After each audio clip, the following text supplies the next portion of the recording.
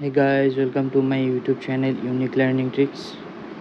तो आज हम रेशियो और प्रोपोर्शन के कुछ नए क्वेश्चंस करेंगे जो कि मेंस में आने वाले क्वेश्चंस है।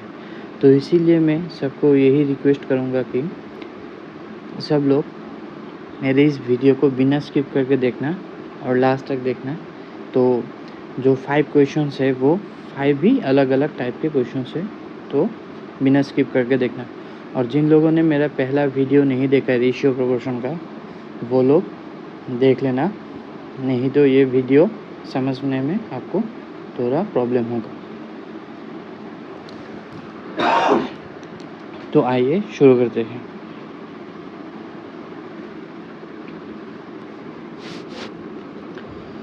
तो पहला जो क्वेश्चन दिया गया है वो दिया गया है कि Amit has a box in which he keeped red and blue marbles. The red marbles are in the and the blue marbles were in the ratio 5:4. After he lost 5 red marbles, the ratio becomes 10:9. How many marbles does he have now? मतलब अमित के पास दो type के marbles है, एक है red और एक है ब्लू। तो उसमें पहले जो मार्बल्स का रेशियो था वो था 5:4। तो उसके बाद क्या हुआ? After he lost 5 red marbles, मतलब उसका 5 रेड मार्बल्स खो गया एंड द रेशियो बिकम 10:9। मतलब 5 रेड मार्बल खो जाने के बाद उसका जो रेशियो हुआ वो हो गया 10:9। यहाँ पे एक चीज़ गौर करना कि क्वेश्चन में दिया गया है कि रेड मार्बल 5 आपका खो गया है, तो जो रेड वाला रेशियो है वो चेंज होगा, लेकिन ब्लू का जो मार्बल है वो तो उसमें कोई भी नहीं खोया या कोई भी ऐड नहीं हुआ, तो ब्लू का जो रेशियो होगा वो सेम होगा। मतलब ये जो 4 और 9 है, इन दोनों का वैल्यू सेम होगा। तो इन दोनों को सेम करने के लिए 4 और 9 का एलसीएम लेना पड़ेगा, जो कि होता है 36। मतलब इस वाले रेशियो को हमें 9 से मल्टीप्लाई करना पड़ेगा और इस वाले रेशियो को हमें 4 से मल्टीप्लाई करना पड़ेगा। फिर से बोलता हूँ कि इन दोनों को सेम करने के लिए इन दोनों का एलसीएम लेना पड़ेगा, जो कि 4 और 9 का एलसीएम 36 होता है। तो ऊपर वाले जो रेशियो है उसको 9 से मल्टीप्लाई करेंगे और नीचे वाले रेशियो को हम 4 से मल्टीप्लाई करेंगे। अभी नया वाला जो रेशियो होगा वो होगा 45:36 और नीचे होगा आपका 40:36। अभी देखिए, जो ब्लू का रेशियो था वो सेम हो गया और जो रेड है वो डिफरेंट हो गया। और इन दोनों क्वेश्चन में दिया गया है इन दोनों का जो डिफरेंस है वो 5 है और रेशियो में भी इन दोनों का डिफरेंस 5 ही है। मतलब जो 5 है वो 5 को ही डिनोट कर रहा है। ये 5 वही 5 है जो 5 मार्बल्स उसका खो गया है। तो अगर 5 denotes to 5 then 1 denotes to 1। तो अभी क्वेश्चन में निकालने क्या दिया गया है, how many marbles does he have now. मतलब अभी उसके पास कितना मार्बल्स है। तो उसके लिए जो नया रेशियो हम लोगों का निकाला था, जो ये वाला है, ये दोनों को ऐड करना पड़ेगा, जो कि होगा 76 इंटू 1। मतलब जो उसके पास अभी 76 मार्बल होगा, जो कि हमें निकालने दिया गया है। समझ में आ गया दोस्तों? आइए नेक्स्ट क्वेश्चन को देखते हैं। ये वाला बहुत मज़ेदार क्वेश्चन है, ये एग्ज़ाम में कई बार आ चुका है। तो आइए देखते हैं इसमें क्या दिया गया है। तो देयर आर 50 पैसा, 25 पैसा and 1 rupee coin in a bag in the ratio of 5:8:7। मतलब एक बैग में 3 टाइप का कॉइन्स है, एक है 50 पैसे का, एक है 25 पैसे का और एक है 1 रुपी का। 1 रुपी का तो ये तीनों 5:8:1 के रेशियो में है। मतलब जो नंबर ऑफ कॉइन का रेशियो है वो है 5:8:1। अभी सेकेंड लाइन को देखते क्या दिया गया है, if the total value of all the coins, मतलब वैल्यू का टोटल वैल्यू दिया गया है 55। मतलब अभी अगर हम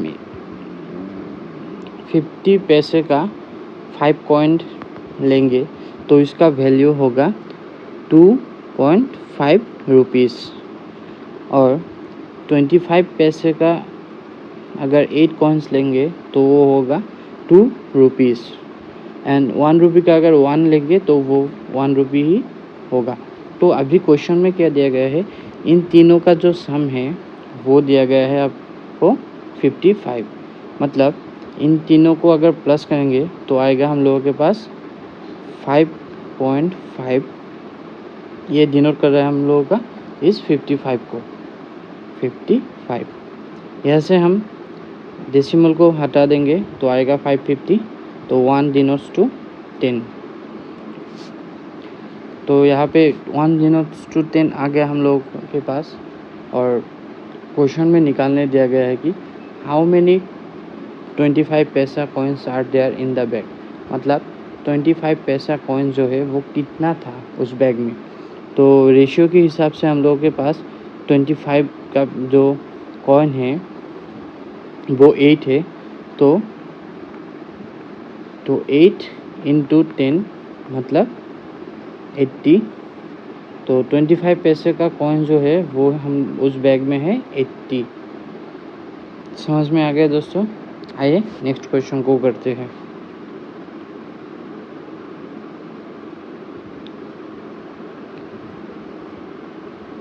नेक्स्ट क्वेश्चन में भी उसी टाइप का एक क्वेश्चन दिया गया है लेकिन थोड़ा अलग है। तो आइए इसको देखते हैं। इसमें क्या दिया गया है, in a bag there are coins of 25 paisa, 10 पैसा एंड 5 पैसा इन द रेशियो ऑफ 1:2:3। मतलब एक बैग है, उस बैग में 25 पैसा है, 10 पैसा भी है और 5 पैसा भी है।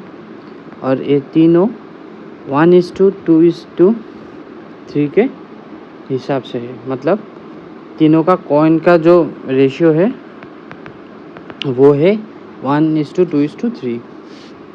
अभी इनका वैल्यू जो होगा वो हम निकाल लेंगे। तो 25 पैसे का एक कॉइन मतलब 25 पैसा,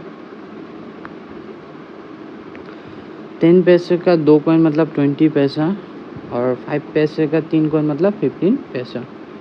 अभी क्वेश्चन में क्या दिया गया है, if there are rupees in 30।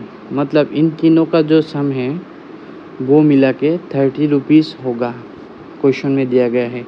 तो रेशियो के हिसाब से इन तीनों को अगर हम प्लस करेंगे तो हम लोगों के पास आएगा कि 60 पैसा डिनोट्स टू 30 रुपीज़।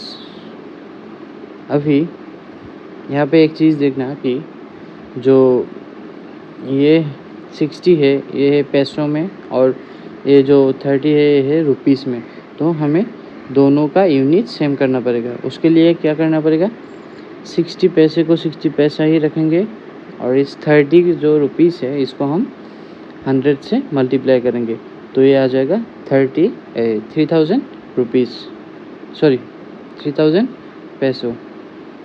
तो यहाँ से हम 1 डिनोट्स टू 50 निकाल सकते हैं। समझ गए दोस्तों कैसे हुआ? अभी 1 डिनोट्स टू अगर 50 है और निकालने दिया गया है कि हाउ मैनी 50 पैसों कॉइन्स आर देयर। मतलब 5 पैसों कॉइन्स आर देयर। मतलब 5 पैसा कॉइन्स कितना है। रेशियो के हिसाब से 5 पैसों कॉइन है 3। तो जो 5 पैसों कॉइन है वो है 3 इंटू 50 मतलब 150। समझ में आ गया दोस्तों? ये क्वेश्चंस एग्ज़ाम में आते रहते हैं तो अच्छे से याद कर लेना कैसे करते हैं। अभी नेक्स्ट क्वेश्चन को देखते हैं। नेक्स्ट वाला क्वेश्चन भी बहुत मज़ेदार है, तो आइए देखते हैं कि क्या दिया गया है। इसमें दिया गया है कि the ratio of first and second class train fares between two stations is 3:1। मतलब दो स्टेशन के बीच में ट्रेन का टिकट का वैल्यू जो है वो 3:1 के हिसाब से है दो क्लास में, मतलब first class and second class में। मतलब फर्स्ट क्लास में होगा, अगर होगा 3 रुपये, तो सेकंड क्लास में होगा 1 रुपये। तो इसको लिख लेते हैं कि फर्स्ट क्लास और सेकंड क्लास फेयर्स का रेशियो है 3:1। अभी देखते हैं क्या दिया गया है next. that of the numbers of passengers traveling between the two stations by first and second class is 1:5। और एक रेशियो दिया गया है जो कि पैसेंजर्स का है। पैसेंजर्स का रेशियो दिया गया है कि 50। मतलब अगर फर्स्ट क्लास में 1 पैसेंजर उठता है तो सेकंड क्लास में 50 पैसेंजर्स उठता है। तो बाद में देखते हैं क्या दिया गया है। If on a particular day ₹1325 are collected from passengers travelling between the two stations. मतलब एक दिन ऐसा हुआ कि टोटल दोनों क्लास से टिकट का वैल्यू जो है उन लोगों को 1325 कलेक्शन हुआ। मतलब अभी हम देखते हैं कि फेयर अगर 3 रुपीज़ है और पैसेंजर अगर 1 है तो इसका कॉस्ट पड़ा, मतलब इसमें इनकम हुआ 3 रुपीज़ फर्स्ट क्लास में, और सेकंड क्लास में अगर 1 रुपी है एक टिकट का वैल्यू और 50 पैसेंजर्स है तो इसमें इन कलेक्शन हुआ 50 रुपीज़ का। और क्वेश्चन में दिया गया है कि एक पर्टिकुलर डे में टोटल कलेक्शन हुआ 1325। मतलब इन दोनों का जो सम है जो है 53, वो डिनोट कर रहा है आपका 1325 को। समझ में आ गया दोस्तों? फिर से बताता हूँ कि क्वेश्चन में 2 रेशियो दिया गया है। एक है फेयर्स का रेशियो दो स्टेशन के बीच में, और एक है पैसेंजर्स का रेशियो।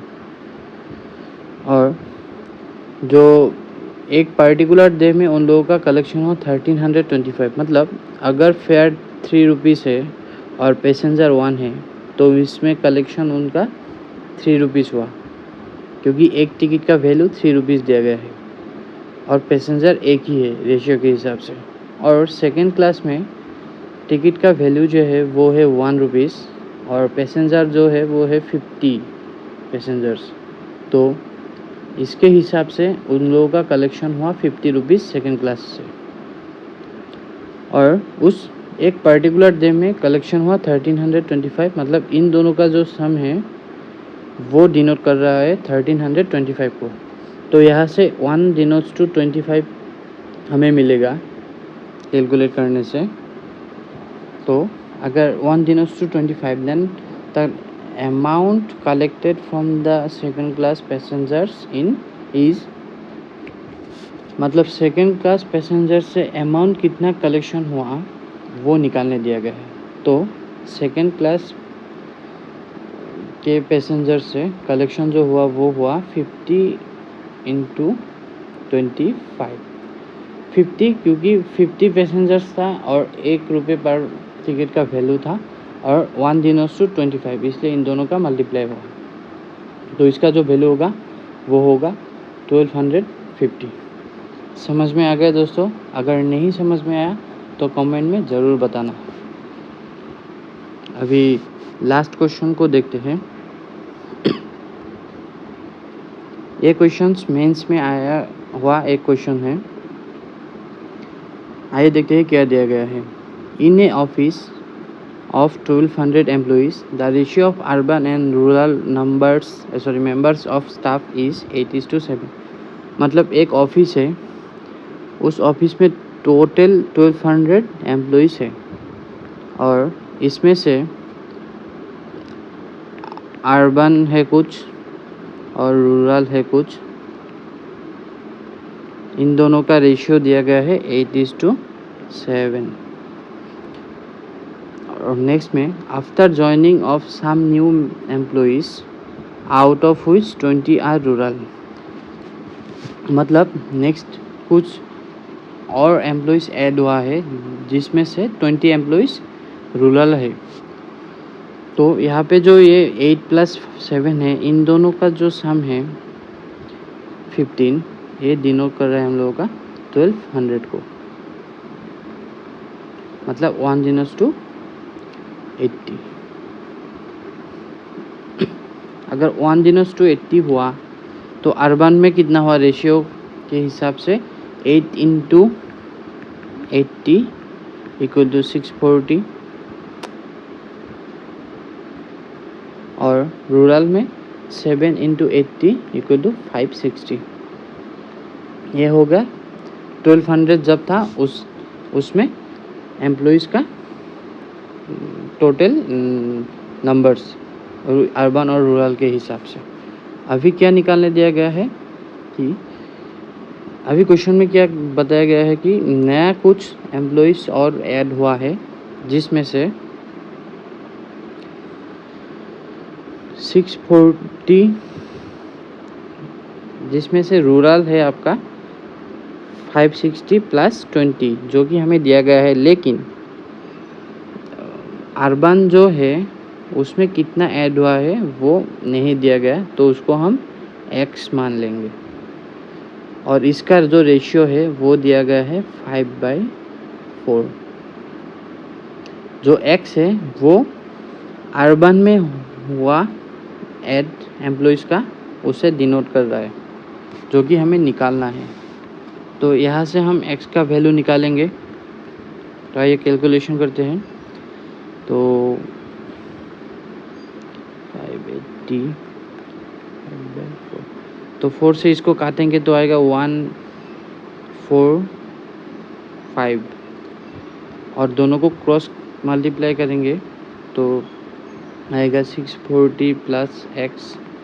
5 से इसको मल्टीप्लाई करेंगे तो आएगा हम लोगों का